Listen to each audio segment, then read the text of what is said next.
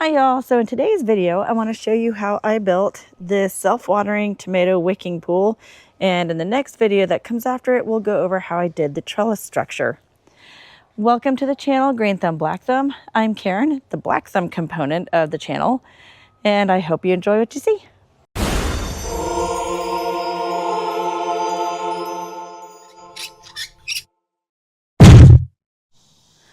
Alright, so here is the tomato pool that I intend to turn into a wicking pool for my tomatoes. They'll need to put cross braces all around up here, and I'm going to attach the twine or the line that the tomatoes will grow up.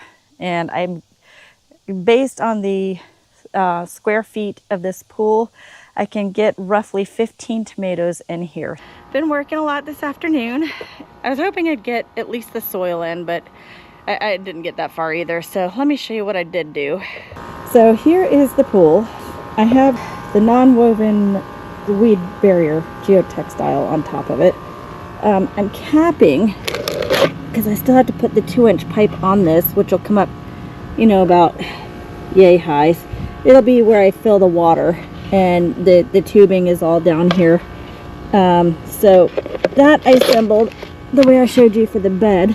I'm just keeping it capped right now to keep bugs, dirt, everything out of it. Under here, that brick's holding it down until I can get the soil on top. But you can see I have sand, and I have another good, 7-8 inches here that I can fill with the soil on top of this. I wanted to show you over here the fill pipe. I just have the hose and they're filling it at the moment, and I'm keeping a time to see how long it takes to fill and saturate the sand. That is something you need to do before you put the soil on.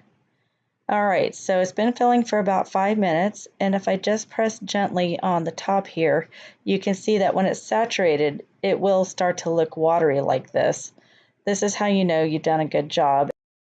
So here's the thing. I forgot to put in the drain hole. So I had to grab the drill, threw on a 1/4-inch drill bit, and now I'm going to put a hole in right at the level of where the sand ends. This is where you're going to want all that excess water to drain out.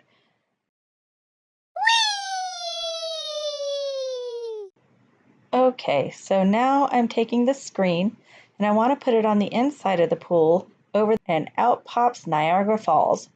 Coming out. I'll explain something more later to help with that. I'm using this Flex Seal tape to hold it in place.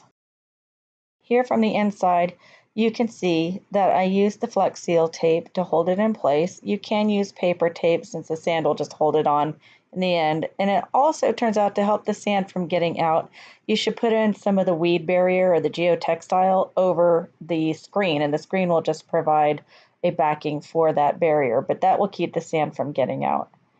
So the sand, if I lift up the geotextile, you can see that it's really good and saturated. That's what it should look like. So I'll wind up filling in that gap over there by the pipe. I'm pointing to it right there. I'll just push the sand back in right there.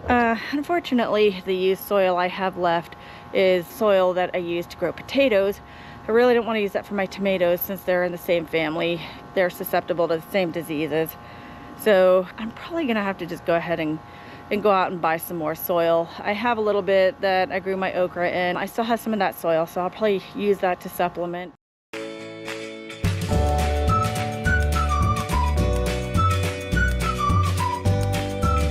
There it is, all done. So I'll cut off the geotextile. My soil is composed of about 60% bagged soil, 20% cocoa coir, and the other 20% is perlite and my own homemade compost with some vermicompost mixed in it, which is here. I just decided to go ahead and put my worms all in there.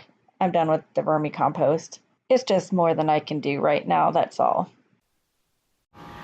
Okay guys, so we just got done, but check it out. There is where the lines are going to attach. I will have the tomatoes crawl up the strings, and in an ideal world they'll be super happy and we'll get tons of tomatoes. So I have 15 tomato plants planted in here, a large variety. I also planted in some different kinds of marigolds. So I probably should mention, I don't think I really talked about my construction materials here. These 3-inch pipes were being used for a different purpose. They are no longer needed for that purpose. And so my sister and I were thinking about what can we use them for. Turns out they come in really handy for building these kinds of structures. They're free, and free is just the right price, so we're using.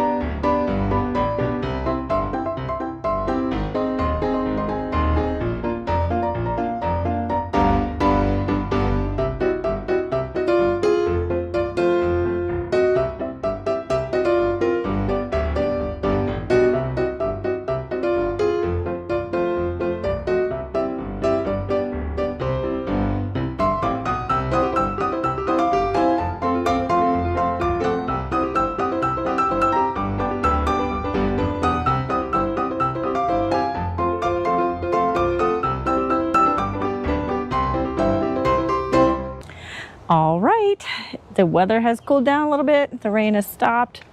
We're doing good. Time to plant the tomatoes. I've got 15 tomatoes because the square footage of that, which I cannot remember at the moment, is enough. I just remember that it's enough to grow 15 tomatoes. So it must be about 15 square feet. So, all right, anyhow, I'm gonna take advantage of all the clouds because it's great. And I'll do that and then we'll check back in later. All right, so tomatoes are in the wicking bed. So we'll see. I still gotta string them. Gotta string those and I have to string the others. There's something I forgot to point out when I was putting the pool together. So let me show you. Okay, so I sort of showed you this on the other pool, but there was an added element I forgot to do. So down here, you can see the drain hole, but this painter's tape, and then there's a square underneath that is a piece of screen. So the screen is there really just to give support to the weed fabric. So when the water goes dribble out, your sand won't dribble out with it. And I had forgotten to do that on my first pool. And there's a bit of sand kind of came out of the hole when it was draining, so I went and put the weed fabric over the screen, and so now only water will come out and my sand will stay in the water reservoir, and that's how it should be.